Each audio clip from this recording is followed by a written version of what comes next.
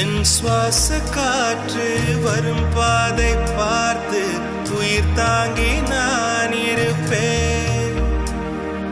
மலர் கொண்ட பெண்மை வாராமல் போனால் மலை மீது தீ குளிப்பேன். என் உயிர் போகும் போனாலும் துயரில்லை கண்ணே, அதற்காகவா பாடினேன். வரும் எதிர்காலம் உன் மீது பழி போடும் பெண்ணே, அதற்காகத்தான் பாடினேன். முதலா முடிவா அதை உன் கையில் கொடுத்து விட்டேன்.